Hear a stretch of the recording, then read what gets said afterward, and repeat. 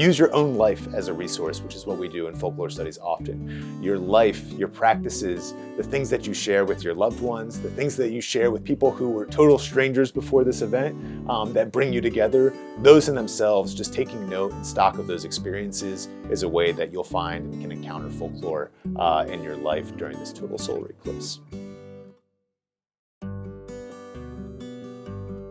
Folklore really is just everyday expressive behavior.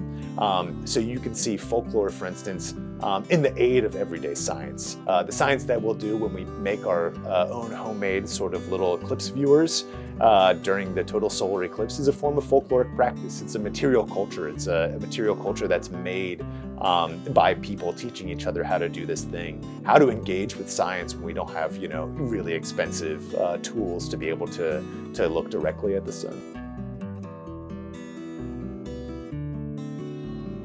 And when we were on the Tennessee River, there was several other pontoon boats, and one of the really unique things that happened in that moment was a sort of folk response to the moment using a popular culture icon. At the moment of totality, it seemed like several boats around us, we all started playing the Bonnie Tyler song, Total Eclipse of the Heart, at the same moment.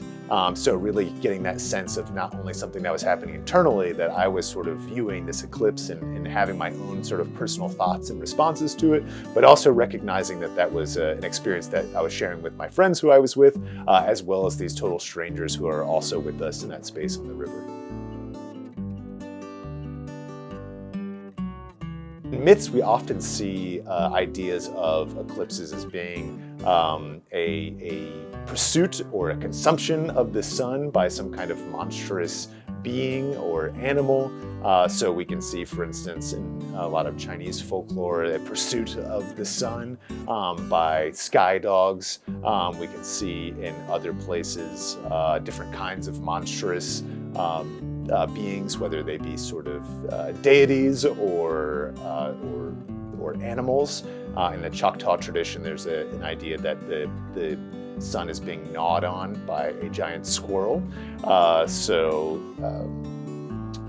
can we explain the fact that it's sort of the sun is gradually being sort of eclipsed by the moon? Is that it actually appears like it's being gnawed on a little bit, little tooth marks one at a time, and you'd respond to that by sort of trying to scare the squirrel away.